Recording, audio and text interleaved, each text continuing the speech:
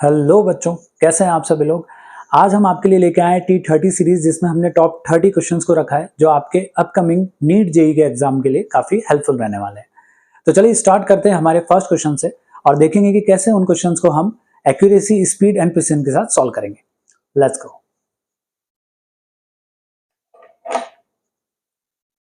सो first question है, select the correct statement from the following. आपके पास कुछ स्टेटमेंट्स लिखे हुए हैं जिसमें ए स्टेटमेंट आपको कहता है atoms of element are composed of two fundamental particle. देखिए एटम जो है वो 3 फंडामेंटल पार्टिकल से बनता है, प्रोटॉन, इलेक्ट्रॉन एंड न्यूट्रॉन। तो जो फर्स्ट स्टेटमेंट है वो तो आपका हो जाता है यहाँ पे गलत। सेकंड स्टेटमेंट है आपका mass of electron is 9.10939 into 10⁻³ kg। ठीक है। सी है आपका all the isotopes of given element show as same chemical property. ये भी ठीक है बेटा। Okay next, proton and electron are collectively known as nucleons. नहीं, ये गलत है। न्यूक्लियंस जो होते हैं वो आपके प्रोटॉन और न्यूट्रॉन्स होते हैं, प्रोटॉन और न्यूट्रॉन्स होते हैं, उनको न्यूक्लियंस बोला जाता है। तो ये डी जो है ये भी आपका गलत हो जाता है। ऑप्शन जो स्टेटमेंट ई है, that is Dalton's atomic theory regarded the atom as an ultimate particle of matter. ठीक है। तो यहां पे आपके पास बी, सी एंड ई जो है, बी, सी एंड ई जो है वो सही हुआ है। तो आपका करेक्ट ऑप्शन है ऑप्शन नंबर 4। ठीक है। चलिए नेक्स्ट क्वेश्चन पे चलते हैं। Given below are two statements. Okay, आपको असर्शन रीजन दिया गया है ना, और आपको बताना है कि वो किस तरीके से आपस में रिलेटेड है। चलिए, तो असर्शन है आपका reaction can have zero activation energy. Okay, the minimum extra amount of energy absorbed by reactant molecules so that their energy become equal to threshold value is called activation energy। देखिए यहां पे दोनों ही statement सही है, क्योंकि few reaction can have zero activation energy. For example radical reaction. ठीक है, radical reaction जो हमारी होती है उनकी एक्टिवेशन एनर्जी जो है वो जीरो होती है। तो ये बात तो हमारी सही हो जाती है। लेकिन यहाँ पे जो एक्टिवेशन एनर्जी उसके बारे में बताया गया है रीजन के अंदर, आपको एक्सप्लेन नहीं किया गया कि जो ऊपर बात कही गई है उसको एक्सप्लेन प्रॉपर्ली नहीं किया गया। तो दोनों बातें सही है लेकिन एक दूसरे को एक्सप्लेन नहीं करती। तो हम जाएंगे ऑप्शन नंबर 2 के साथ। चलिए नेक्स्ट क्वेश्चन पे चलते हैं बेटा। A compound is formed by two element A and B. The element B forms cubic close packed structure and atom of A occupy 1/3 of tetrahedral voids। ठीक है। If the formula of compound is AXBY, ठीक है, then the value of X plus Y is, ठीक है। चलिए, तो आपको एक फॉर्मूला बनाना है और उस फॉर्मूला बनने के बाद आपको X और Y की वैल्यू मिलेगी, उसको ऐड करना है और हमको देखना है कि वो ऐड होने के बाद कौन सा ऑप्शन हमारा यहाँ पे निकल के आता है। तो हम कंसीडर कर लेते हैं बेटा, यहाँ पे जो आपका B है उसको हम N कंसीडर कर लेते हैं। तो जो आपका N होगा वो हो जाएगा पर्टिकुलर टेट्राहेड्रल वर्ड की अगर हम बात करें तो उसके लिए 1/3 मल्टीप्लाई बाय 2N। क्लियर। अगर इन दोनों का मैं रेशियो निकाल लूं तो हम फॉर्मूला इजीली बना लेंगे। रेशियो निकालते हैं तो ये हो जाएगा 2/3N रेशियो N से N कैंसिल आउट, 2/3 इसका आ चुका है, यानी A2B3 आपका फॉर्मूला आ चुका है। X और Y की वैल्यू यहां से आपको मिल चुकी है। 2 + 3 = 5। तो आपका करेक्ट आंसर यहां पे हो जाएगा बेटा 5। नेक्स्ट क्वेश्चन की बात करते हैं। ये भी असर्शन रीजन क्वेश्चन है। Metallic sodium dissolve in liquid ammonia giving a deep blue colour which is paramagnetic. ठीक है। The blue colour solution is due to formation of amide.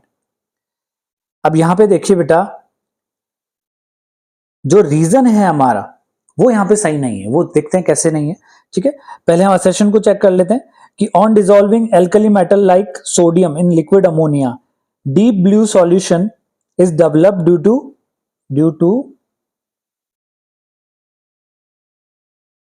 To ammoniated electron which absorb energy in the visible range of light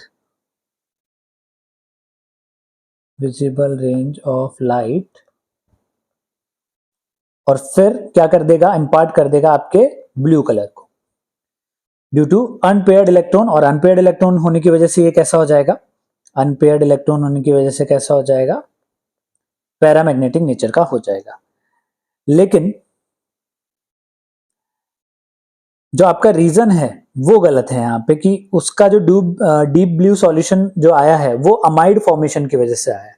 reason आपको पता लग चुका है, reason कुछ और था, ठीक है। इसलिए हम रीजन को यहाँ पे फॉल्स मानेंगे और आप ऑप्शन 3 के साथ जाओगे। Option 3 is your correct answer. चलिए नेक्स्ट क्वेश्चन की बात करते हैं बेटा। Among the following total number of species not have 8 electron around central atom in its outermost shell. ठीक है, आपको यहाँ पे कुछ स्ट्रक्चर दिए गए हैं तो पता लगाते हैं किसके पास एक 8 इलेक्ट्रॉन नहीं है। क्लियर? तो देखिए सबसे पहले हम बात करते हैं NH3 की। NH3 हमारा कुछ ऐसा है। उसके बाद हम बात कर लेते हैं बेटा AlCl3 की। ठीक है, उसके बाद BeCl2 की, उसके बाद CCl4 और लास्ट हमारे पास है PCl5। ठीक है बेटा, अब इनका इलेक्ट्रॉन्स काउंट करते हैं। यहाँ पे जो इलेक्ट्रॉन्स है यहाँ पे आपको मिल गए 2, एक बॉन्ड पे 2 2 2 और ये मिल गया आपको 2, 8 इलेक्ट्रॉन्स यहाँ पे हो चुके हैं। ध्यान से देखिएगा, आपको नॉट हैविंग 8 इलेक्ट्रॉन्स का आंसर देना है। ठीक है, यहाँ पे हो गए आपके पास 2 2 2, यहाँ पे 6 निकल के आते हैं। यहाँ पे हो गए आपके पास 2 2 4, यहाँ पे हो गए आपके पास 2 2 2 2, यहाँ पे भी 8 आ गए आपके पास, इसमें भी 8 है, इसमें आ गए आपके पास 2 2 2 2 और 2, इधर आ गए आपके पास 10। तो जिनके पास 8 इलेक्ट्रॉन नहीं है वो स्पीसीज अपने पास कितनी है? यहाँ पे वो स्पीसीज है अपने पास एक तो ये बच गई, एक ये है और एक ये है, तो वो स्पीसीज अपने पास टोटल कितनी हो गई? 3 हो गई। तो आप आंसर क्या करेंगे? Option number first. ठीक है, चलिए। Which among the following molecules on polymerization produces neoprene? देखो, इस क्वेश्चन को करने के लिए आपको यह भी पता होना चाहिए कि नियोप्रीन होता क्या है। ठीक है, और नियोप्रीन बनता किससे है, तभी ये क्वेश्चन हो सकता है, अदरवाइज ये क्वेश्चन नहीं हो सकता। तो एक कंपाउंड है बेटा आपके पास, दैट इज क्लोरोप्रीन। ठीक है, जिसको हम क्या बोलते हैं? 2 क्लोरो 1,3 ब्यूटा डाई। ये वो आपका कंपाउंड है जिससे आप पॉलीमराइजेशन करके पर्टिकुलर क्या बनाएंगे? नियोप्रीन बनाएंगे। क्लियर? ठीक है, तो क्लोरोप्रीन आपका CH2 double bond CCl CH double bond CH2 कुछ इस तरीके से है, जिसकी N यूनिट्स हम ले लेंगे। पॉलीमराइजेशन यहां पे हम कराएंगे और ये पर्टिकुलर चीज CH2 Cl double bond CH2 N times. ठीक है, ये आपका हो जाता है नियोप्रीन और ये तो क्लोरोप्रीन है ही। तो आपसे ये पूछा गया which among the following molecules on polymerization produce neoprene. तो ये स्ट्रक्चर आपको आइडेंटिफाई करना है और ये स्ट्रक्चर आपको मिलेगा ऑप्शन नंबर 2 में। ठीक है, ऑप्शन नंबर 2 में, जिसमें यहां पे आप CH2 और इधर भी आप CH2 लगा दीजिए। ठीक है बेटा, चलिए ये थोड़ा सा यहाँ करेक्ट करना पड़ेगा अपने को। Option number 2 is your correct answer. चलिए बेटा नेक्स्ट क्वेश्चन की बात करते हैं। इन Lezange extracts of organic compound both nitrogen and sulfur are present which give blood red color with Fe+3 due to formation of which compound? ठीक है, किसका formation होता है? अगर ये टेस्ट आपने पढ़ रखा है, ठीक है, अगर ये फॉर्मेशन आपने पढ़ रखा है तो आप इसको इजीली आंसर वैसे कर सकते हो डायरेक्टली, यहां से क्वेश्चन कंफर्म आता है एग्जाम में। ठीक है, तो in this case both nitrogen and sulfur are present in the organic compound। ठीक है, दोनों ही ऑर्गेनिक कंपाउंड में प्रेजेंट होते हैं और जो आपका कंपाउंड बनता है वो बनता है बेटा सोडियम थायोसाइनेट। ठीक है, अब सोडियम थायोसाइनेट यहां तो हमने को पता लग गया कि आंसर क्या होने वाला है, आंसर है। ठीक है, लेकिन इसके बाद चीजें चेंज हो रही है, आपको कुछ और बातें भी यहां पे कही गई है, ठीक है। It gives blood red colour and Persian blue since there is no free cyanide ion, ठीक है। तो जैसे एक बात मैं आपको बता दूं, जैसे Na+C+N+S इससे मिलके बनता है बेटा आपका NaSCN, क्लियर। और आपके पास Fe+3 जो है वो होता है आपका SCN से रिएक्ट, और ये मिलके बनाता है आपका FeSCN, ओवरऑल चार्ज यहाँ पे है +2, और यही जो चीज है आपकी, ये है आपकी ब्लड रेड कलर की, क्लियर। तो आपको यही कंपाउंड यहाँ पे आंसर करना है, क्लियर। आपका ऑप्शन नंबर 4 यहाँ क्या हो जाता है, करेक्ट ऑप्शन हो जाता है। चलिए नेक्स्ट क्वेश्चन की बात करते हैं बेटा। Weight g of 2 moles of organic compound which is obtained by heating sodium ethanoate with sodium hydroxide in presence of calcium oxide, ठीक है। 2 moles का आपको वेट निकालना है, sodium ethanoid with sodium hydroxide in presence of calcium oxide. देखिए question को पकड़ेगा, NaOH और CaO इसकी प्रेजेंस में रिएक्शन करा रहा हूं मैं। यहां से आपको ये बात क्लियर हो जाती है कि रिएक्शन क्या है, डीकार्बोक्सिलेशन रिएक्शन है, क्लियर। किससे कराई जा रही है, सोडियम इथेनॉइड से कराई जा रही है। देखते हैं reaction, CH3 double bond O, ये आपका हो गया सोडियम इथेनॉइड। इसकी रिएक्शन मैं करवा रहा हूं बेटा NaOH और CO की प्रेजेंस में। ये बनेगा आपका CO2, यहां से क्या हो जाएगा, पूरा रिमूव हो जाएगा, ठीक है। तो ये आपका क्या बनता है, CH4 प्लस Na2CO3, क्लियर। आपको क्या मिला है, यहां से CH4 मिला है, यही आपका वो ऑर्गेनिक कंपाउंड है। अब ये ऑर्गेनिक कंपाउंड कितना मिलेगा वो देखते हैं। तो मास, अगर मोलर मास की बात की जाए, मोलर मास की अगर बात करूं CH4 के, तो वो होता है बेटा 16 ग्राम पर मोल, ठीक है। यहां पे आपको बोला गया है आपको निकालना है weight of 2 moles of organic compound that is CH4। तो यहां पे क्या हो जाएगा, 1 मोल के लिए 16 है, तो 2 मोल के लिए क्या कर देंगे, मल्टीप्लाई बाय 2 यानी 32 ग्राम। तो ऐसे केस में आपका आंसर जो है वो हो जाएगा ऑप्शन नंबर 2। क्लियर है ये चीज, ठीक। नेक्स्ट बात करते हैं बेटा, some tranquilizers are listed below, which one from the following belongs to barbiturates, ठीक है। तो देखो ये चीजें पढ़ी हुई होनी चाहिए, अगर नहीं पढ़ी हुई तो ये डायरेक्टली ये क्वेश्चन आपसे नहीं होते हैं, नीट का क्वेश्चन नहीं है।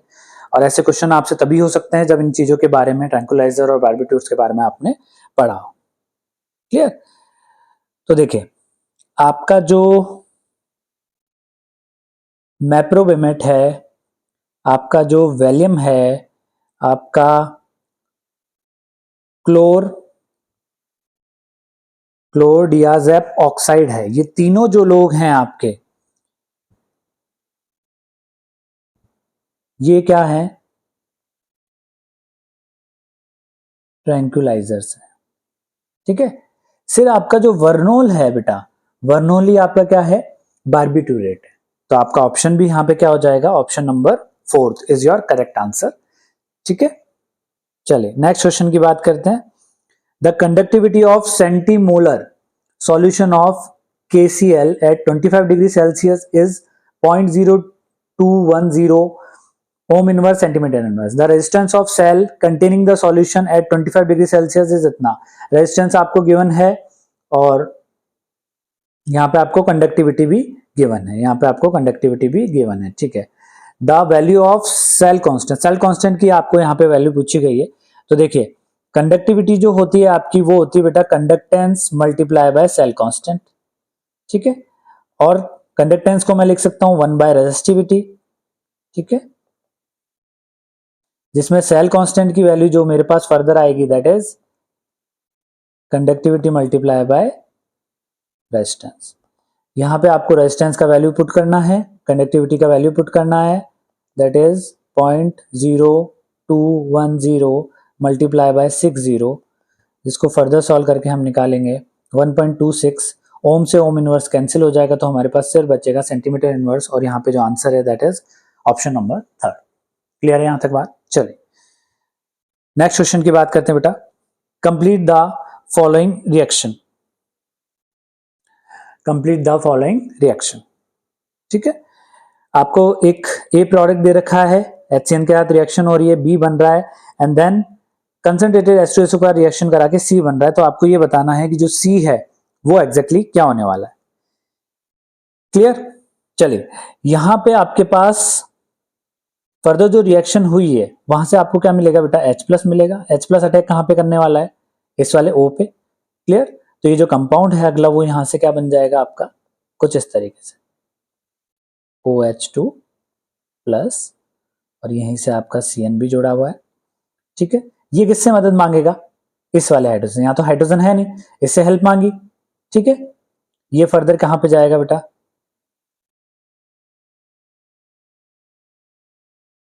इस तरीके से वाटर निकल गया, और यहां पे क्या बचा हुआ है? CN।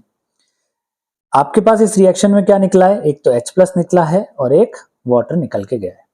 फर्दर आप उसकी रिएक्शन कराए जा रहे हो, उसको हीट कर रहे हो, तो वो रिएक्शन फर्दर होगी H+ H2 की प्रेजेंस में। ये ध्यान रखिएगा, H+ H2 की प्रेजेंस में CN कंपाउंड जो है वो किस में चेंज हो जाता है? COOH में चेंज हो जाता है। तो ये कंपाउंड आपको क्या मिलेगा? कुछ इस तरीके का, और ये ऑप्शन नंबर आपका है 4th। ठीक है बेटा, चलिए नेक्स्ट क्वेश्चन पे चलते हैं। Homoleptic complex from the following complex. Homoleptic आपको पता है जिसमें सेम टाइप ऑफ लिगेंड होने चाहिए, तो आप इजीली इसको चेक कर सकते हो। देखो 2 लिगेंड आपको यहाँ पे मिल रहे हैं, 2 लिगेंड यहाँ पे आपको मिल रहे हैं, और 2 लिगेंड ही आपको यहाँ पे मिल रहे हैं। एक ऑप्शन आपका ऑप्शन नंबर 1 है जिसमें आपको एक ही लिगेंड मिलता है। ठीक है, तो ये क्या हो जाएगा? आपका करेक्ट ऑप्शन हो जाएगा, जिसको हम इस तरीके से लिख सकते हैं A3AlOX whole thrice. Clear? Potassium trioxalato aluminate हर। क्लियर? चलिए बेटा next, relation between NM number of permissible value of magnetic quantum number for given value of azimuthal quantum number L। Clear? देखो बेटा यहां पे जो NM है हमारा, उसका जो रिलेशन है वो होता है 2L+1। आपको सिंपल सा पूछा है कि एजिमुथल क्वांटम नंबर L की वैल्यू क्या हो जाएगी यहां से, तो इस रिलेशन से वो चीज इजीली निकल सकती है। देखेंगे कैसे निकलेगी। 2L = NM-1, और इस 2 को भी हम यहां से नीचे इधर ले जाएंगे, NM-1/2। क्लियर? अब ऐसा कोई ऑप्शन आपको दिख रहा है यहाँ पे, तो वो है option number 1 is your correct answer. Clear? चलिए बेटा नेक्स्ट बात करते हैं। The stability of Cu+2 is more than Cu+ salt in aqueous solution due to। क्या होगा ऐसा कि Cu+2 की जो स्टेबिलिटी है वो ज्यादा होगी किससे? Cu+2 से। देखिए एक चीज है आपकी, it is due to more negative hydration enthalpy of Cu+2, और इसी वजह से Cu+2 की स्टेबिलिटी किससे ज्यादा हो जाएगी? Cu+ से ज्यादा हो जाएगी। ठीक है, तो अगर हाइड्रेशन एंथैल्पी की हम बात करें,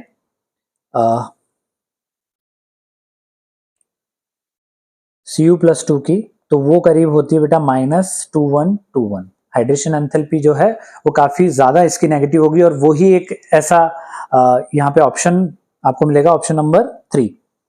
ये एक ऐसा हाइड्रेशन एनर्जी, एक ऐसा कंसेप्ट है जिसकी वजह से Cu+2 की जो एंथैल्पी है, स्टेबिलिटी है, वो क्या हो चुकी है? यहाँ पे ज्यादा हो चुकी है। क्लियर? 2121 किलोजूल पर मोल।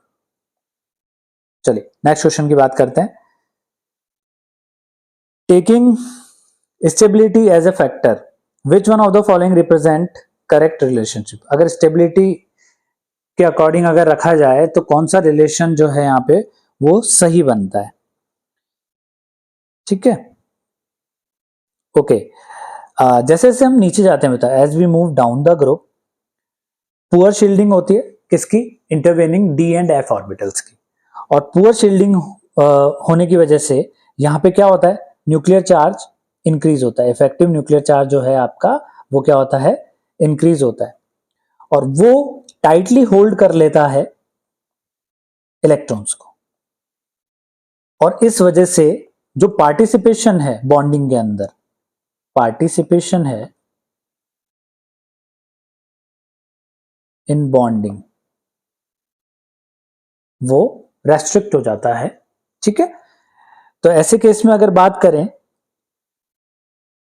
तो रिलेटिव स्टेबिलिटी जो +1 ऑक्सीडेशन स्टेट्स की है वो क्या हो जाएगी, यहां पे इंक्रीज हो जाएगी। इस वजह से जो +1 ऑक्सीडेशन की रिलेटिव स्टेबिलिटी है वो इंक्रीज हो जाएगी। तो यहाँ पे जो आपको ऑप्शन मिलता है करेक्ट वो है आपका TLI is greater than TLI3, option number 4। Clear? चलिए ओके, नेक्स्ट क्वेश्चन की बात करते हैं। विच one of an example of heterogeneous catalyst, heterogeneous catalyst का एग्जाम्पल यहां पे कौन है? Oxidation of sulphur into sulphur trioxide in the presence of oxide nitrogen, oxidation of sulfur dioxide into sulfur trioxide। Clear? ये NO, ऑक्साइड ऑफ NO, और ये clear है। एक तो ये चीज होगी। Hydrolysis of sugar catalyst by H+ ion, sugar catalyst क्या है हमारा? शुगर का फॉर्मूला है C12H22O11 प्लस H2O H2SO4, इससे हमारे को ग्लूकोज मिलेगा और क्या मिलेगा साथ में? Fructose. Decomposition of ozone in presence of nitrogen monoxide, ozone का डिकम्पोजिशन हो रहा है। ठीक है, ओजोन का डिकम्पोजिशन हो रहा है नाइट्रोजन मोनोऑक्साइड के केस में। और आपका एक ऑप्शन है combination between die nitrogen and di hydrogen, combination between die nitrogen and di hydrogen NH3 form NH3। ठीक है, presence of finally divided iron in presence of Fe। ठीक है, इसको हम बैलेंस कर देंगे। चलिए, तो एकमात्र ये जो रिएक्शन है आपकी, ठीक है, डाई नाइट्रोजन और डाई हाइड्रोजन वाली ये जो रिएक्शन है यही आपकी हेट्रोजीनियस कैटालाइसिस का एग्जांपल है। बाकी जितनी भी रिएक्शन आपको मिल रही है ये सब आपकी कैसी है बेटा? होमोजीनियस है। क्लियर? तो आपका जो ऑप्शन जो करेक्ट यहां पे होने वाला है दैट इज ऑप्शन नंबर 4। चलिए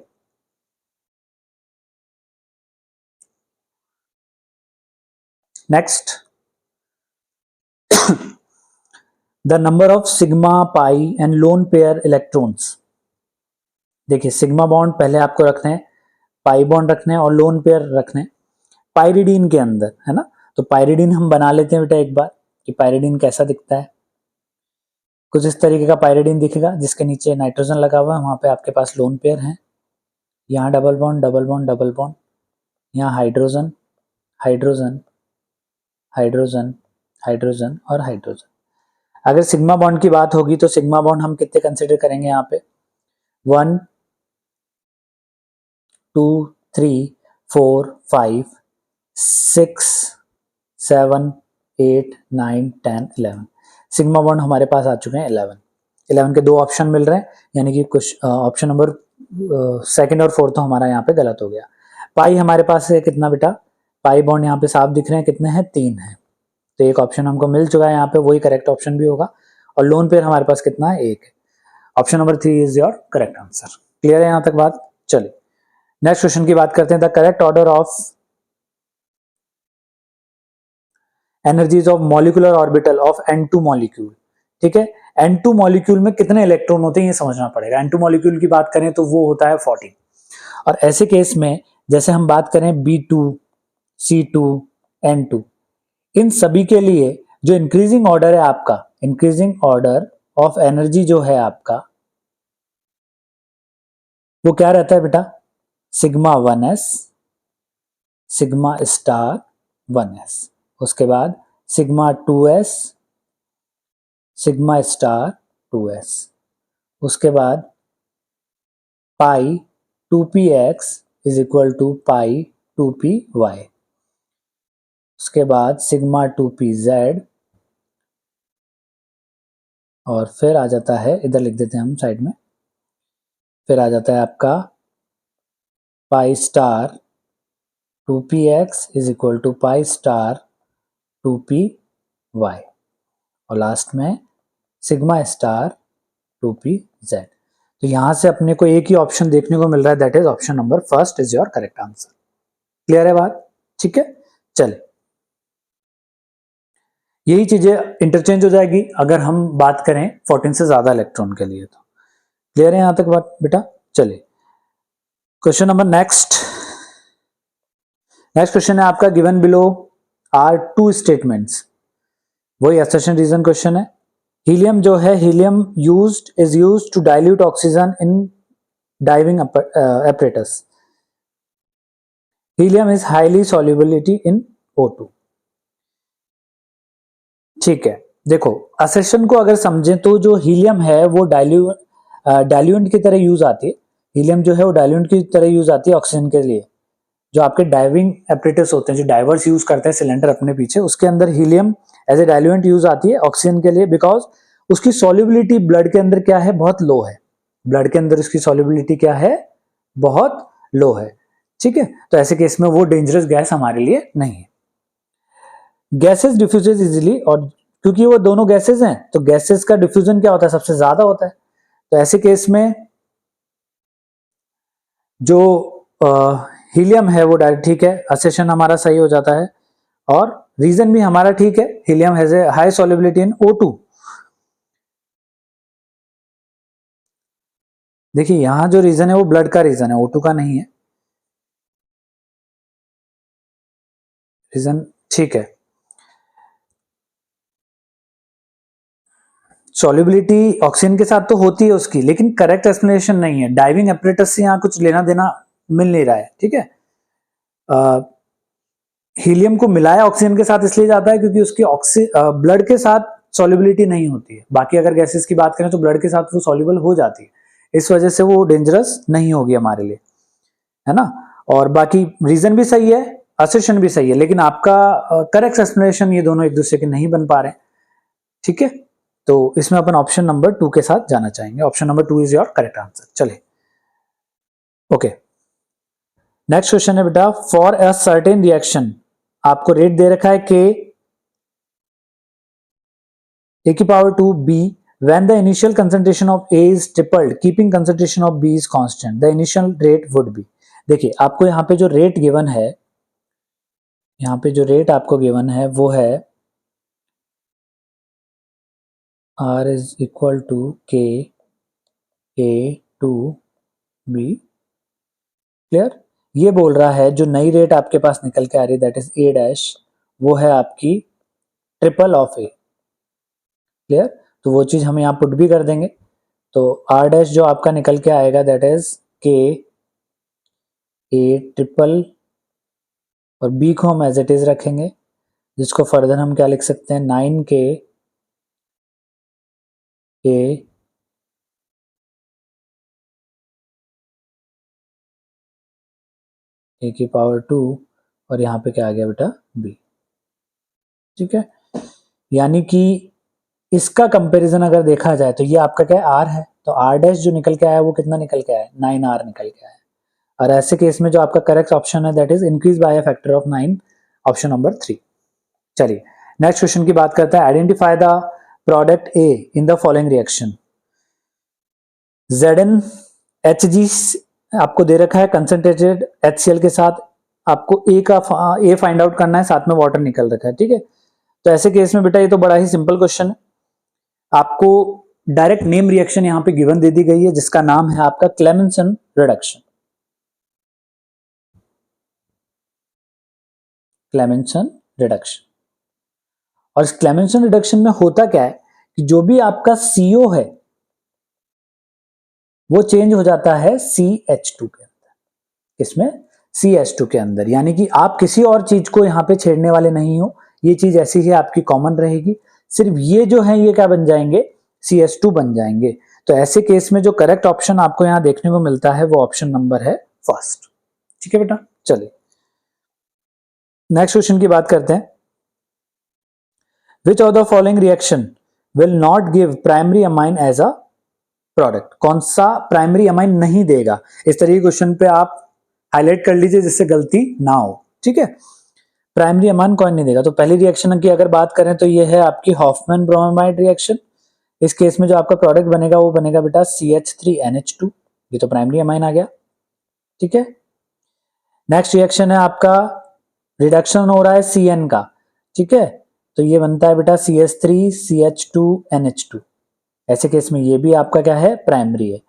इधर आ गया आपके NC होगा, सेम रिडक्शन करवाया जा रहा है, तो ऐसे केस में आपको सेकेंडरी प्रोडक्ट यहाँ पे मिलने वाला है CH3N CH3H, ये आपको सेकेंडरी मिल गया है।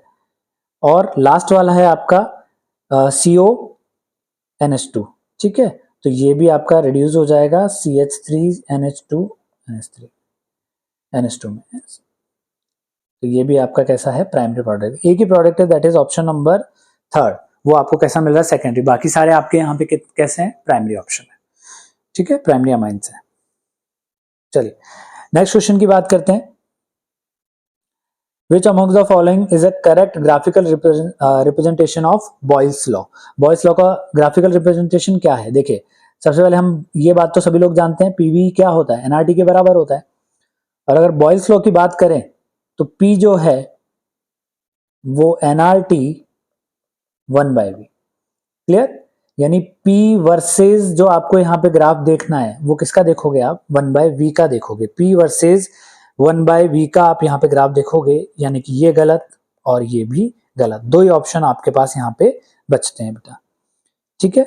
स्ट्रेट लाइन आपको ग्राफ मिलेगा, अगर इसका मैं ग्राफ बनाने जाऊं तो वो कैसा मिलेगा, स्ट्रेट लाइन आपको ग्राफ मिलेगा, तो ये भी आपका क्या हो चुका है, गलत हो चुका है। एक ही ऑप्शन आपको देखने को मिलता है स्लोप NRT के साथ स्ट्रेट लाइन ग्राफ, जो कौन सा है, सेकंड ऑप्शन, ठीक है। चलिए नेक्स्ट,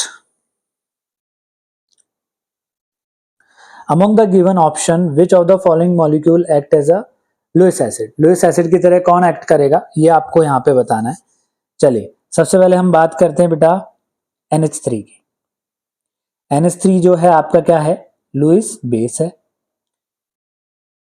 ठीक है, ये डोनेट करेगा इलेक्ट्रॉन, इसलिए ये लुइस बेस। जो एक्सेप्ट करेगा वो आपका लुइस एसिड।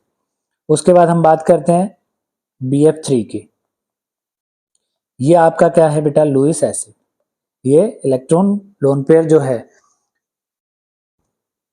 ये इलेक्ट्रॉन्स को एक्सेप्ट करेगा, क्लियर। और आपके पास जो OH है ये भी आपको लुइस बेस की तरह। और NH3 हमने ले लिया। अगला है हमारे पास H2O। H2O जो है वो भी क्या करेगा, लुइस बेस की तरह काम करेगा। इसमें आपको पूछा गया लुइस एसिड की तरह कौन काम कर रहा है, that is BF3। BF3 is your correct answer. Lewis acids होते क्या है, ठीक है, लुइस एसिड्स हमारे वो चीज हैं जो इलेक्ट्रॉन लोन पेयर्स को क्या करें, एक्सेप्ट करें due to presence of vacant orbital, in outermost shell. Clear हुआ, ठीक है। चलिए next question. The element expected to form largest ion to achieve the nearest noble gas configuration. The element expected to form largest ion to achieve the nearest noble gas configuration, ठीक है। चलिए अब ऐसे case में अगर बात करें iso electronic species की, अगर बात करें तो एनाइन की अगर मैं बात करता हूं तो उस पर अगर चार्ज इंक्रीज होगा तो उसकी जो आयोनिक साइज है वो भी क्या होगी, यहां पे इंक्रीज होगी।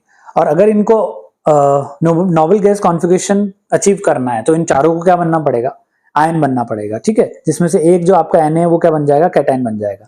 एनाइन का साइज जो है आपका यहाँ पे सबसे ज्यादा होता है, फिर आपका न्यूट्रल एटम का होता है, और फिर आपका किसका होता है बेटा, कैटायन का होता है। तो इस अकॉर्डिंग अगर बात करें सबसे ज्यादा एनाइन का चार्ज आपको मिलेगा नाइट्रोजन पे, N3 माइनस। एनाइन जो है वो आपका लार्जेस्ट क्या रखेगा, आयनिक साइज रखेगा। क्लियर है, तो option number 3 is your correct answer. चलिए अगला सवाल है आपका, the given compound is an example of, ये जो कंपाउंड है आपका ये किस चीज का एग्जाम्पल है, ये जो कंपाउंड है आपका ये किस चीज का एग्जाम्पल यहाँ देखने को मिल रहा है। देखिए कार्बन डबल बॉन्ड कार्बन से एक और कार्बन और उससे कौन जुड़ रहा हो आपका हैलाइड जुड़ रहा हो, ठीक है। ऐसे केस में उस पर्टिकुलर कॉम्बिनेशन को हम क्या बोलते हैं एलाइलिक हैलाइड्स बोलते हैं, क्योंकि जो इसमें हेलोजन है वो किससे जुड़ा हुआ है बेटा sp3 से जुड़ा हुआ है। अगर हेलोजन यहीं जुड़ा रहता, ठीक है, ये कंपाउंड मान लो होता ही नहीं और हेलोजन यहीं जुड़ा रहता डायरेक्टली, तो वो क्या कहलाता हमारा विनाइलिक कहलाता। ऐसे केस में हमको ये अरेंजमेंट पूछा है तो इसका आंसर क्या होगा एलाइलिक हैलाइड होगा।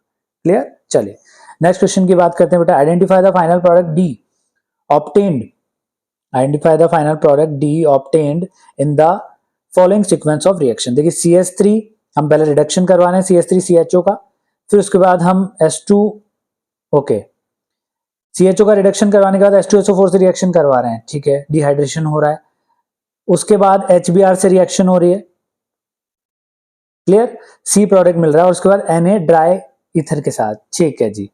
तो देखो सबसे पहले A की बात कर लेते हैं। ये आपको जो यहाँ पे प्रोडक्ट मिलेगा ना, इसका रिडक्शन जब मैं करता हूँ CHO का, तो इसका रिडक्शन कैसे होगा CH3 CH2OH में, CHO का जो रिडक्शन होगा आपका वो क्या बनाएगा आपका अल्कोहल बनाएगा। उसके बाद जो आपका B बनेगा, अगर हम अल्कोहल का क्या कर दें डिहाइड्रेशन कर दें, तो यहाँ पे आपको क्या देखने को मिलने वाला है CH2 double bond CH2। Dehydration करने के बाद आपका वाटर यहाँ से निकल जाएगा और वाटर निकल जाएगा तो आपको क्या मिल जाएगी बेटा एल्कीन मिल जाएगी। और जो C है, C का HBr के साथ एक्ट करा है, सिमेट्रिकल एल्कीन है, कोई फर्क नहीं पड़ने वाला, आप डायरेक्टली क्या कर दो यहाँ पे CH3 CH2Br यहाँ पे जोड़ दीजिए। अब जो C है वो आपका है एल्काइल हैलाइड, आप उसकी रिएक्शन करा रहे हो एराइल हैलाइड से, क्लियर। अराइल हैलाइड और एल्काइल हैलाइड दोनों जब रिएक्शन करते हैं तो कौन सी रिएक्शन होती है वुड्स-फिटिक रिएक्शन। कौन सी रिएक्शन होती है वुड्स-फिटिक रिएक्शन, क्लियर। इस केस में जब वुड्स-फिटिक रिएक्शन होगी तो आपका जो प्रोडक्ट निकल के आएगा that is option number first. Option number first जो है आपका यहाँ पे क्या है करेक्ट आंसर। क्लियर हुआ बेटा ये चीज, ठीक है। चलिए नेक्स्ट क्वेश्चन की बात करते हैं।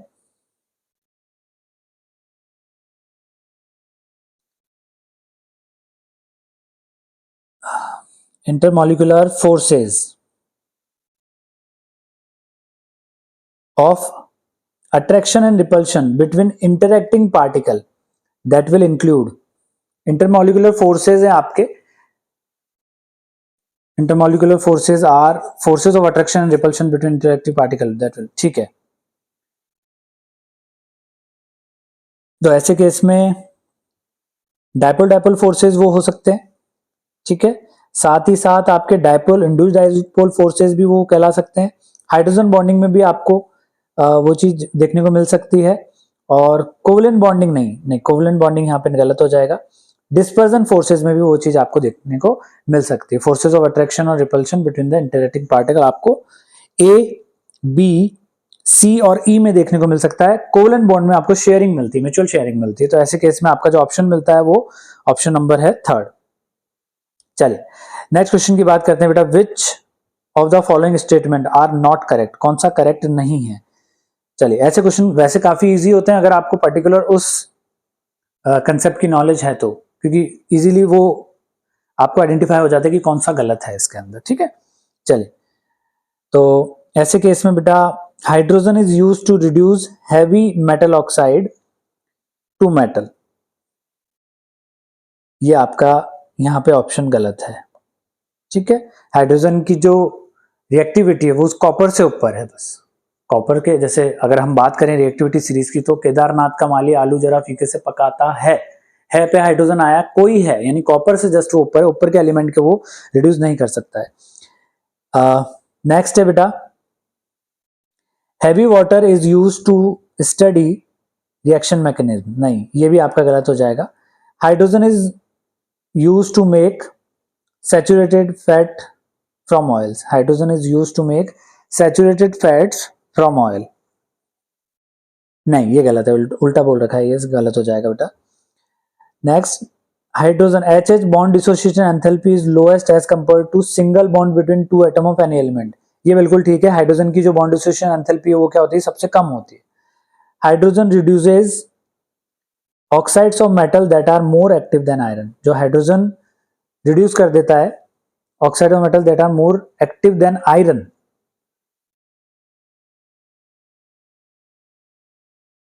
अच्छा अच्छा अच्छा अच्छा अच्छा अच्छा। जो आपको एक मिनट इसमें देखिए नॉट करेक्ट बोला गया है आपको, हाइड्रोजन रिड्यूसेस नॉट करेक्ट। तो हमने कुछ उल्टा कर दिया है यहाँ पे, ठीक है। थोड़ा सा यहाँ पे करेक्शन की जरूरत है बेटा, यहाँ करेक्शन हम करेंगे, ठीक है। चीजों के अंदर आपको इसने नॉट करेक्ट चूज करने के लिए बोला है ना। तो ए ऑप्शन, बी ऑप्शन और सी ऑप्शन जो है आपका हैवी वाटर, ठीक है, ये भी ठीक है और ये भी ठीक है। तो ए और बी, ए बी सी तो आपके करेक्ट ऑप्शन है। यहाँ पे नॉट करेक्ट जो हो जाएंगे हाइड्रोजन, नॉट करेक्ट। अच्छा अच्छा, हाइड्रोजन बॉन्ड डिसोसिएशन एंथैल्पी जो है ना वो लोएस्ट नहीं है, हाईएस्ट है, हाईएस्ट है आपकी, ठीक है, as compare to single bonds, तो वो हाईएस्ट हो जाएगी। यहाँ लोएस्ट के लिए बोल रखा है तो डी गलत हो गया।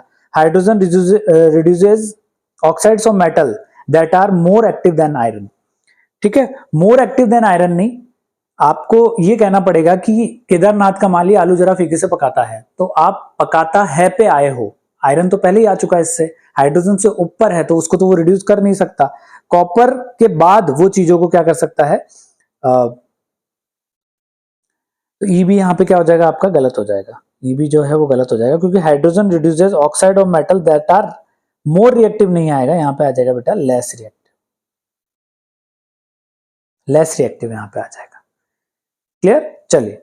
तो ऑप्शन के अकॉर्डिंग अगर जाएंगे तो हमारे पास डी और ई ऑप्शन है। यहाँ थोड़ा मिस्टेक हो गया था बेटा क्वेश्चन के अंदर, थोड़ा सा ऐसा ही आपको देखना पड़ेगा कि पर्टिकुलर क्वेश्चन के अंदर हम कैसे देखें, तो उस चीज को आप पर्टिकुलरली हाईलाइट कर लो, गलती के चांसेस कम हो जाएंगे, ठीक है। बाद में कंफ्यूजन बढ़ता गया और हम देखते चले गए कि हमारा तो कोई भी ऑप्शन नहीं मिलेगा इसके अकॉर्डिंग। चलिए नेक्स्ट बात करते हैं, विच one of the following statement is correct. कौन सा स्टेटमेंट जो है आपका यहाँ पे वो करेक्ट है। The daily requirement of mg and ca in human body is estimated to 0.2 से 0.3 gram. All enzymes that utilise ATP in phosphates transfer require calcium as a cofactor, ठीक है। बेटा कैल्शियम कोफैक्टर की तरह नहीं जाता, जाता कौन है, mg जाता है, तो ये तो आपका हो गया ऑप्शन गलत। The bone in human body is an inert and unchanging substance, is an inert and unchanging substance. Bone in human body inert नहीं होता, not inert and a unchanging but continuous being, ठीक है। तो ये वाला भी आपका क्या है, गलत है। Magnesium plays a neuromuscular function, magnesium play नहीं करता बेटा, कैल्शियम प्ले करता है, तो फोर्थ भी गलत हो गया। तो एक ही ऑप्शन आपका यहाँ पे करेक्ट है, दैट इज फर्स्ट, ठीक है। चलिए मैच द फॉलोइंग टाइप आपके पास क्वेश्चन देखने को मिला है। फर्स्ट ऑप्शन है कोक। कोक को आप कैसे यूज कर सकते हो, carbon sp3 hybridize dry lubricant use as, ठीक है। कोक की रिएक्शन जब भी हम कराते हैं तो वो एक रिड्यूसिंग एजेंट की तरह यूज हो सकता है। तो ए का तो हो गया थर्ड, यानी दो ऑप्शन तो आपके यहाँ पे टोटली रॉन्ग हो चुके हैं। डायमंड जो है आपका वो, उसके अंदर जो हाइब्रिडाइजेशन आपको मिलता है वो sp3 मिलता है, क्लियर। और उसके बाद फ्लोरीन जो है वो केज लाइक मॉलिक्यूल है, केज लाइक मॉलिक्यूल आपको देखने को मिलता है। ग्रेफाइट जो है वो ड्राई लुब्रिकेंट की तरह यूज होता है, क्योंकि उसकी जो लेयर्स के फॉर्म में उसकी स्ट्रक्चर होता है जिससे वो स्लिपरी होता है, और स्लिपरी होने की वजह से उसको एज ए लुब्रिकेंट भी हम यूज कर सकते हैं। तो आपके यहाँ पे बेस्ट जो आंसर बनता है that is option number third, clear. चलिए नेक्स्ट क्वेश्चन की बात करते हैं बेटा। द राइट ऑप्शन, देखिए इस तरीके से अंडरलाइन कर लीजिए, वो वैसे हाईलाइट करके भेज रहा है। The right option for the mass of CO2 produced by heating 20 gram of 20% pure limestone. Atomic mass calcium का इसने दे दिया है, रिएक्शन आपको गिवन दे दिया है, ठीक है। बड़ा ही बेसिक सा क्वेश्चन है। बात करें इस रिएक्शन की, तो इस रिएक्शन में 100 ग्राम 100 ग्राम CaCO3 के अंदर आपका 44 ग्राम CO2 बन रहा है, ठीक है। 44 ग्राम 100 ग्राम में बन रहा है। ये बोल रहा है एज CaCO3 जो है वो 20% ही आपका प्योर है, ठीक है, 20% ही आपका क्या है, प्योर है। तो मास हम निकाल लेंगे प्योर CaCO3 का, जो कि कितना आएगा 20 अपॉन 20 मल्टीप्लाई बाय 20%। तो 20 ग्राम आपको दे रखा है और उसका 20% ही प्योर है, तो वो आ जाएगा 4 ग्राम, यानी 20 ग्राम की जगह हम क्या लेंगे, प्योर सिर्फ लेंगे, that is 4 gram.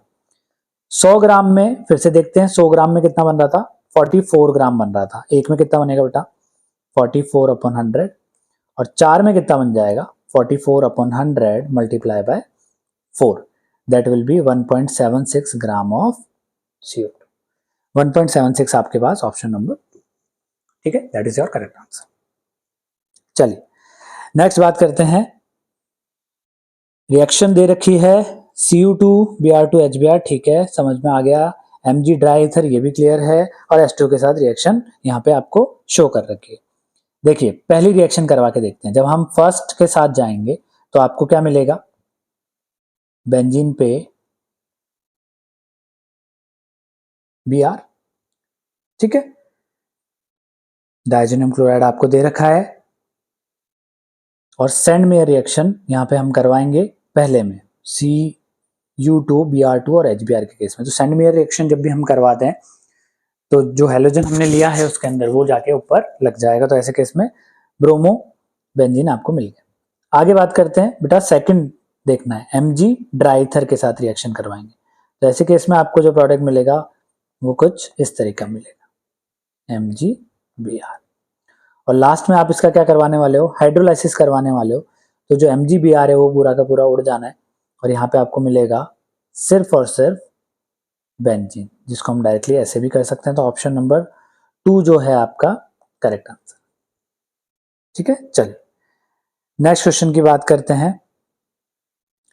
Given below are two statements, वही असर्शन रीजन टाइप आपका क्वेश्चन है। इन इक्वेशन डेल्टा जी जो आपका दे रखा है minus NF E cell value of delta G naught depend on N, ठीक है। E cell is an intensive property while delta G is an extensive property,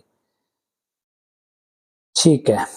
देखिए दोनों बातें तो सही है, E cell जो है हमारा इंटेंसिव प्रॉपर्टी होता है, डेल्टा G जो है आपका वो एक्सटेंसिव प्रॉपर्टी होता है, और आपका जो डिपेंडेंस है इक्वेशन का वो N पे डिपेंड करता है, जो आपको इक्वेशन से इलेक्ट्रॉन जो चेंज हुए हैं, इलेक्ट्रॉन जो एक्सचेंज हुए हैं वहां से मिलेगा। तो ये तो दोनों बातें ठीक है, लेकिन यहां जो रिलेशन मिलना चाहिए असर्शन और रीजन में वो नहीं मिल पा रहा मुझे। तो ऑप्शन नंबर हम किसके साथ जाएंगे, डेफिनेटली 2 के साथ जाएंगे कि असर्शन और रीजन दोनों करेक्ट हैं, बट रीजन में कुछ और बातें की गई है लेकिन वो सही है ना, और असर्शन में जो बातें की गई है वो भी सही है, लेकिन दोनों आपस में क्या नहीं कर रही, रिलेट नहीं कर रही है बेटा। क्लियर हुई ये बात। चलिए नेक्स्ट क्वेश्चन की तरफ चलते हैं। Consider the following reaction, identify the product P। एक रिएक्शन है आपके पास 3 मिथाइल ब्यूटेन 2ऑल आपको दे रखा है, और आपको बोला गया है कि आप प्रोडक्ट बताइए अगर मैं HBr से रिएक्शन करवाऊं तो, ठीक है। HBr से जब हम रिएक्शन कराएंगे तो HBr के पास है आपके पास H plus Br minus. H plus जो है वो अटैक किस पे कर देगा बेटा, ऑक्सीजन पे अटैक कर देगा। आपका जो अगला यहाँ पे प्रोडक्ट है वो मिलेगा आपको CH3 CH CH plus H2O, यहाँ पे भी CH3, और इधर ऊपर लगा हुआ है CH3। यहाँ के बाद आपका H2O निकल के चला जाएगा, ये पर्टिकुलर चीज आपकी CH3 CH CH3 CH CH3 में चेंज हो जाएगी, जहाँ पे पॉजिटिव चार्ज आपको यहाँ देखने को मिलेगा।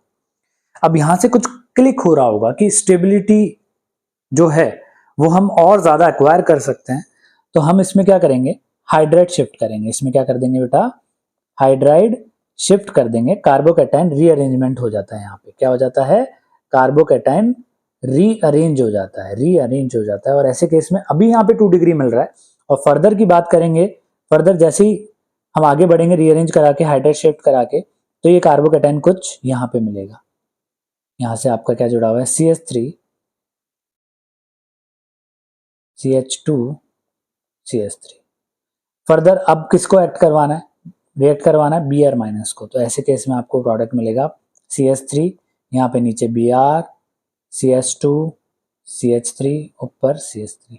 ये आपका फाइनल प्रोडक्ट हो जाता है जो आपको ऑप्शन नंबर फर्स्ट में मिलने वाला है। ठीक है, बाकी सारे ऑप्शन यहाँ पे क्या है आपके करेक्ट है। तो आप ये कंडीशन भी यहाँ देखिए, कंसेप्ट भी यहाँ पे सीखिए कि कब आपको हाइड्रेट शिफ्ट करवाना पड़ेगा। क्लियर है बेटा? चलिए next, consider the following compounds और स्पीसीज। कुछ स्पीसीज आपको यहाँ पे दे रखे हैं और बोला गया है the number of compound species which obey Huckel rule. देखिए हकल रूल अगर आपको ओबे करना है तो उसकी कुछ कंडीशंस है। पहला प्लेनरिटी होनी चाहिए, दूसरा जो है कंप्लीट डीलोकलाइजेशन होना चाहिए किसका, पाई इलेक्ट्रॉन्स का, और थर्ड जो है आपका एक रूल 4n+2 पाई इलेक्ट्रॉन्स। ठीक है, ये होने चाहिए जहां पे n की वैल्यू आप फर्दर 0, 1, 2 एंड सो ऑन आप पुट कर सकते हो। तो जो हकल रूल आपके फॉलो करते हैं, जैसे आपका फर्स्ट हो गया, ये तीनों कंडीशन फर्स्ट में आपको इजीली मिल जाएगी, सेकंड हो गया है आपका, फोर्थ हो गया है, ओके, और एक ये लास्ट वाला है ना, फोर्थ नहीं फिफ्थ हो गया है, और एक ये लास्ट। ठीक है, तो टोटल 4 आपको ऑप्शन यहाँ पे मिलते हैं जो आपके हकल रूल को फॉलो करेंगे और इन तीनों चीजों को आपको इजीली फॉलो करवाएंगे। बाकी ऑप्शन जो है आपके वो फॉलो नहीं करते। जैसे ये वाला ऑप्शन आपको देखने को मिलता है, एनसीईआरटी से भी ये आपको समझ में आ जाएगा। अब जब आप एनसीईआरटी रीड आउट करोगे और हकल रूल पढ़ोगे, वहां पे क्या दे रखा है, नॉन प्लेनर दे रखा है बेटा। तो नॉन प्लेनर होती है हमारी जो फर्स्ट है वो फॉलो नहीं होती है। क्लियर? हकल रूल के लिए हम ये 3 कंसेप्ट ध्यान रखेंगे। चलिए बेटा नेक्स्ट क्वेश्चन की बात करते हैं। Identify the major product obtained in the following reaction. Major product यहाँ पे आपका क्या बनने वाला है वो आपको बताना है। क्लियर? जब भी हम इसकी रिएक्शन कराएंगे AgNH3 होल ट्वाइस, देखिए AgNH3 होल ट्वाइस को देखते ही एक चीज याद आ गई, TR, tolerance reagent. Clear? Tolerance reagent के साथ इसकी रिएक्शन हम करवाएंगे 3OH, इसको यहीं लिख लेते हैं 3OH माइनस। फर्दर इसकी रिएक्शन जैसे करवाएंगे तो आपको जो प्रोडक्ट मिलेगा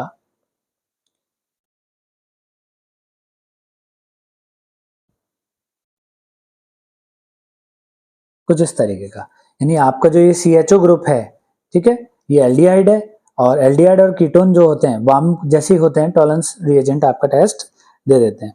ठीक है, जिसमें एल्डिहाइड जो है वो आपका TR दे देगा और आपका CO नेगेटिव में चेंज हो जाएगा। साथ में इसके क्या बनता है बेटा, 2Ag प्लस 2H2O और प्लस 4NH3। ठीक है, जो TR है वो एल्डिहाइड ग्रुप जो है आपको दिख रहा है वो इजीली दे देगा, और किस में चेंज हो जाएगा, CO माइनस में चेंज हो जाएगा। क्लियर? तो ऑप्शन के अकॉर्डिंग अगर बात करें तो यहाँ पे आपका ऑप्शन जो है third is your correct answer. Clear बेटा? चलिए यहाँ पे एल्डिहाइड किस में चेंज हो गया, कार्बोक्सिलेट एनाइन में चेंज हो गया। नेक्स्ट क्वेश्चन है, which of the following statement is incorrect. Which of the following statement is incorrect.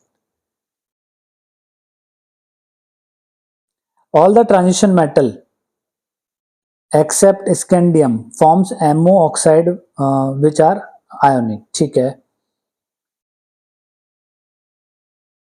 the highest oxidation number corresponding to group number in transition metal oxide is attained in Sc2O3 Mn2O7. Basic character increases from V2O3, ठीक है, V2O4 diseases in acid give VO4 3 minus salt, VO4 3 minus salt नहीं, आपको यहाँ क्या मिलता है बेटा, VO2 plus salt. ठीक है, और E जो है आपका CRO is basic but CrO3 is amphoteric. ठीक है, तो आपका एक बार दोबारा से हम देख लेते हैं। Basic character increases from V2O3 to V2O4 to V2O5।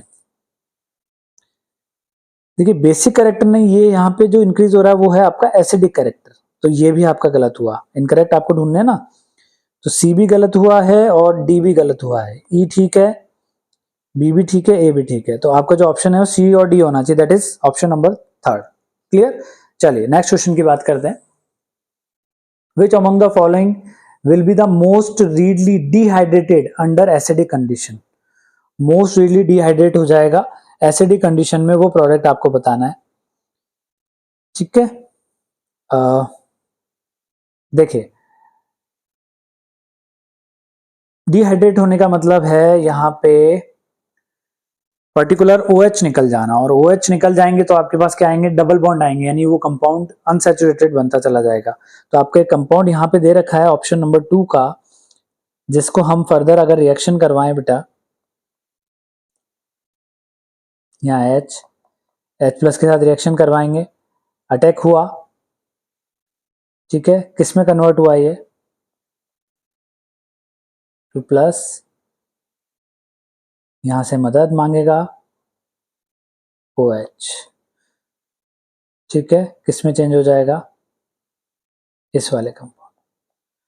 Further same reaction वापस होगी, H प्लस फिर अटैक करेगा, और ये फाइनली किस में चेंज हो जाएगा बेटा, इस वाले कंपाउंड में। तो आपका ऑप्शन नंबर 2 क्या है, मोस्ट रीडली डिहाइड्रेटेड कंपाउंड है इन सभी ऑप्शन में के कंपैरिजन में। ठीक है, चलिए नेक्स्ट क्वेश्चन है, कंसीडर द फॉलोइंग रिएक्शन। एक रिएक्शन आपको दे रखी है, ये HI से रिएक्शन करा रहा है, A और B दो प्रोडक्ट आपको यहाँ पे देखने को मिल रहे हैं। क्लियर, HI से रिएक्शन कराएगा तो हाइड्रोजन जो है उसको अटैक करना है कहाँ पे, O पे। अगला प्रोडक्ट आपका कुछ इस तरीके से बनेगा, यहाँ पे हम बनाते हैं,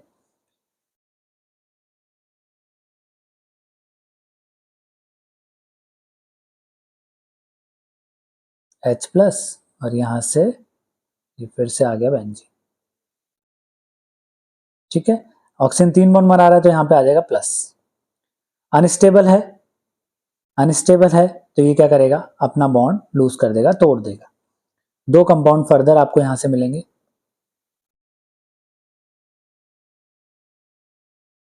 CH2 प्लस और साथ में OH। ठीक है, फर्दर अब आप क्या करो, I माइनस को अटैक करवा दो। I माइनस को जैसे अटैक कराएंगे तो इसका तो कुछ होने वाला नहीं है, किस पे अटैक होगा, सीधा I माइनस का इस चीज पे। तो ये चीज क्या मिल जाएगी आपको बेटा,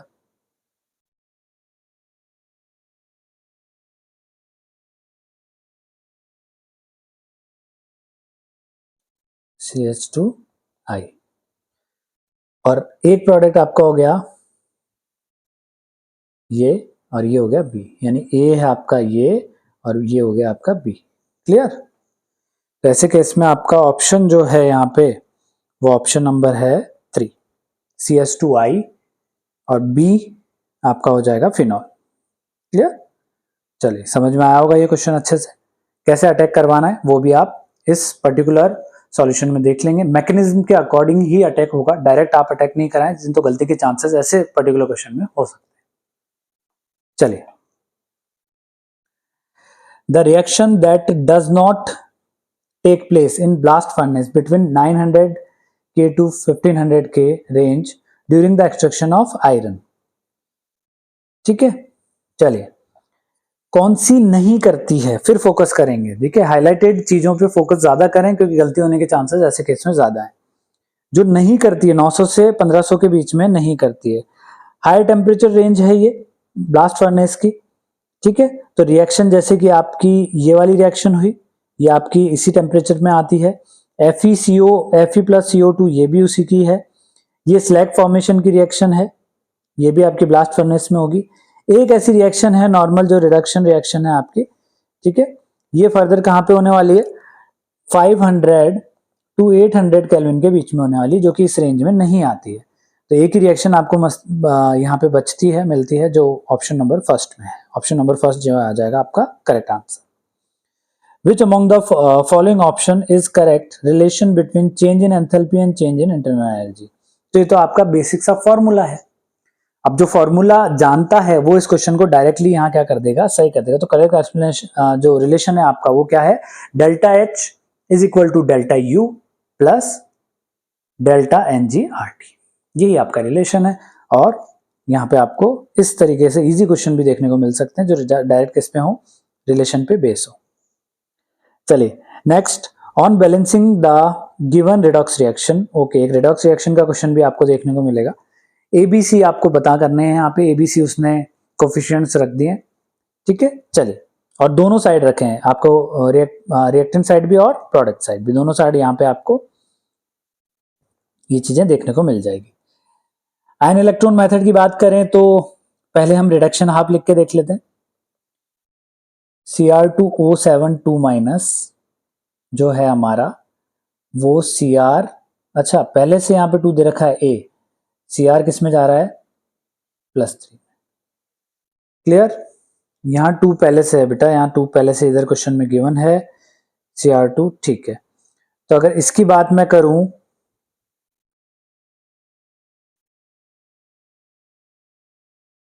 (2x -14 is equal to -2), 2x is equal to कितना आ रहा है, +12 आ रहा है, ठीक है। तो Cr अगर 2 है तो ऐसे केस में उस पर कितना आ रहा है, +12 चार्ज आ रहा है, तो इधर Cr2 कर देंगे तो उस पर कितना आ रहा है, +6 आ रहा है, तो यहाँ पे मैं क्या कर देता हूँ, 6 इलेक्ट्रॉन ऐड कर देता हूँ।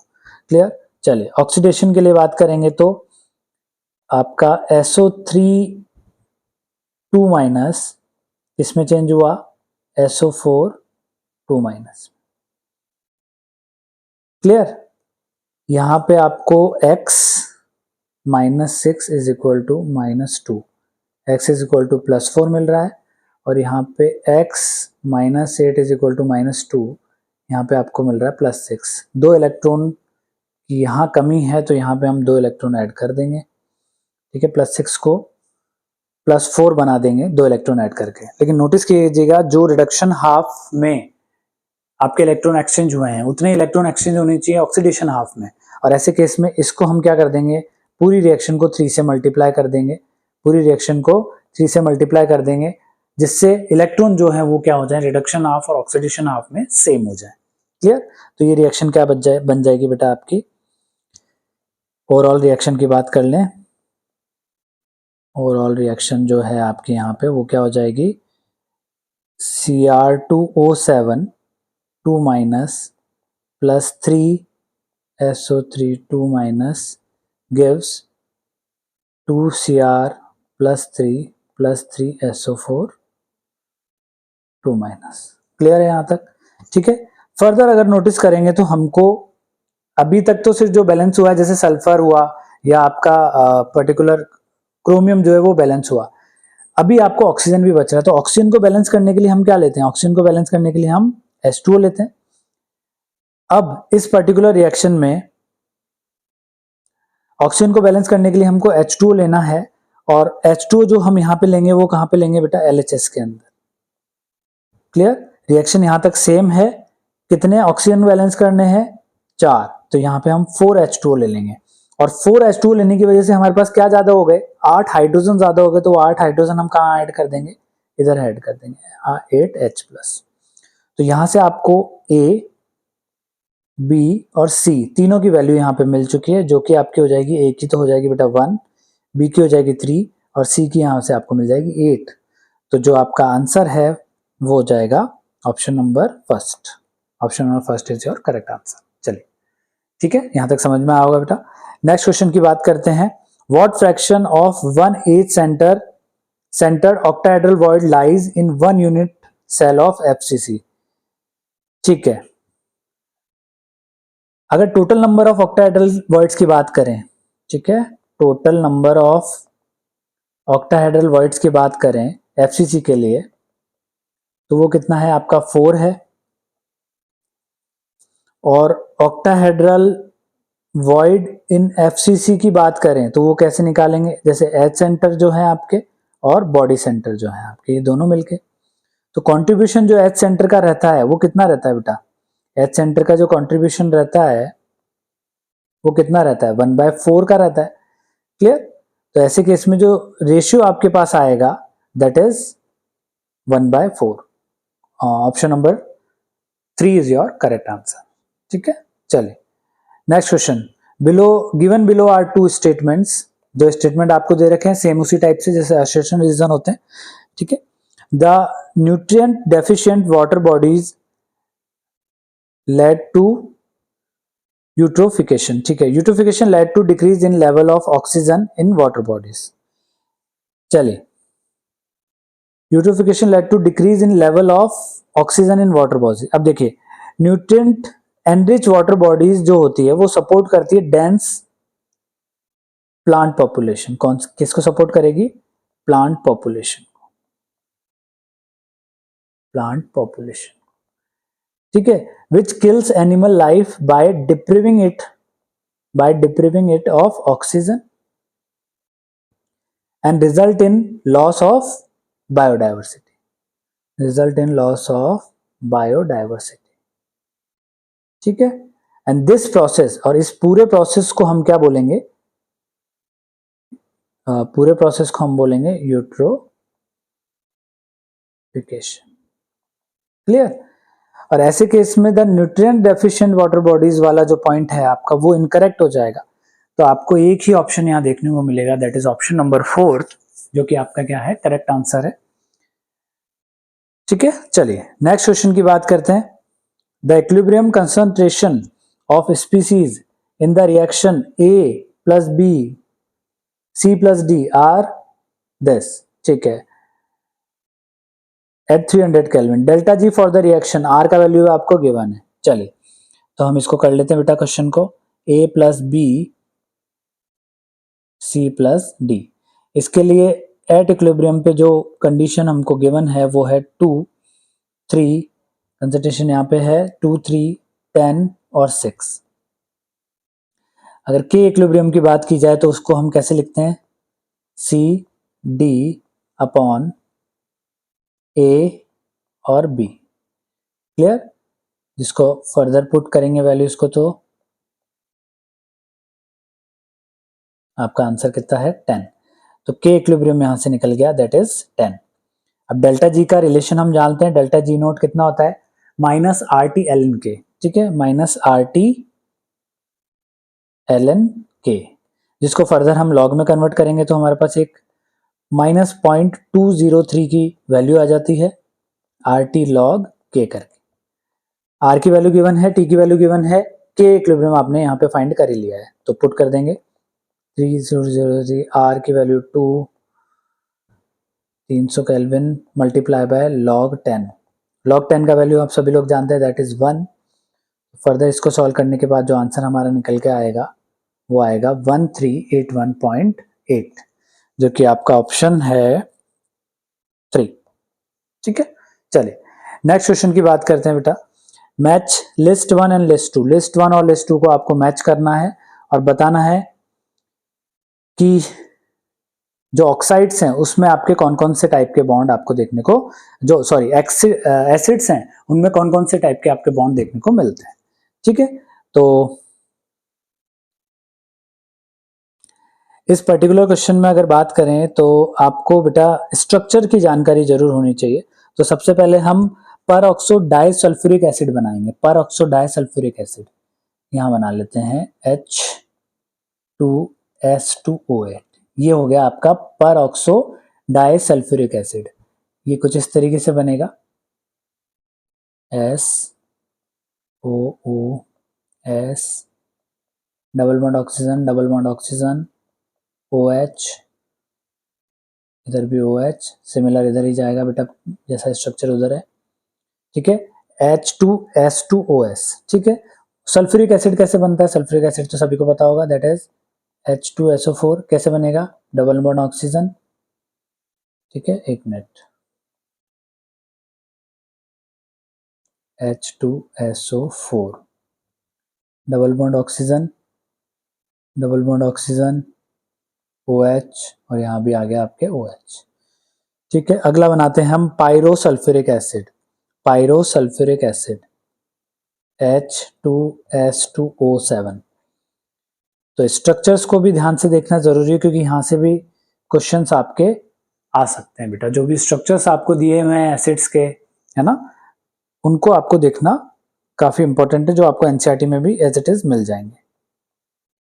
और यहाँ पे आ गया बेटा OH, यहाँ पे आ गया OH। ध्यान ये रखना है कि सल्फर के जो आपको बॉन्ड बना रहे हैं वो 6 ही बनाने, 6 से ज्यादा बॉन्ड नहीं होने चाहिए, ऑक्सीजन के 2 से ज्यादा बॉन्ड नहीं होने चाहिए। क्लियर? ये आ गया H2S2O7। और लास्ट आपके पास है sulphurous acid, that is H2SO3। तो यहाँ पे एक लोन पेयर है, डबल बॉन्ड ऑक्सीजन OH और इसके साथ आ गया OH।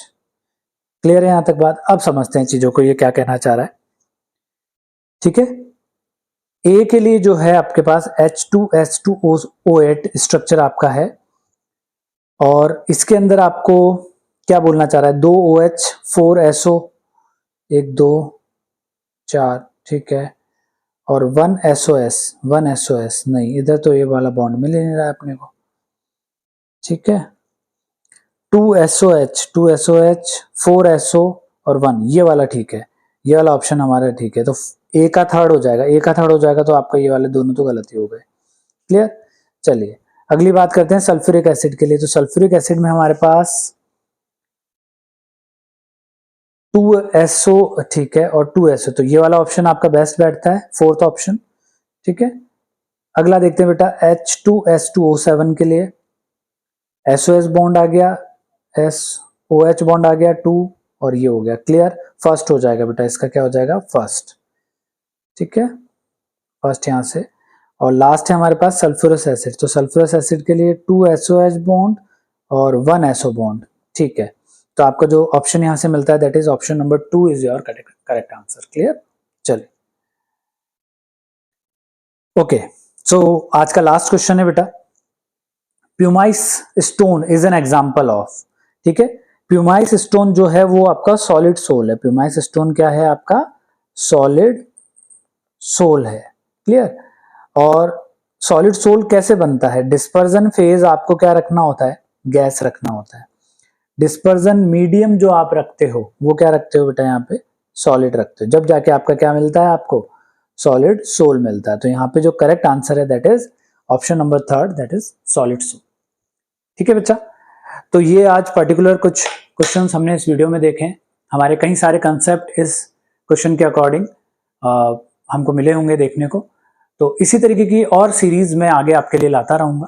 ठीक है, हमारे साथ जुड़े रहिए इस पर्टिकुलर चैनल पे और इसी तरीके के कंसेप्ट हम आगे भी वीडियोस में देखेंगे। ठीक है, जब तक के लिए पढ़ते रहिए। All the best, stay tuned.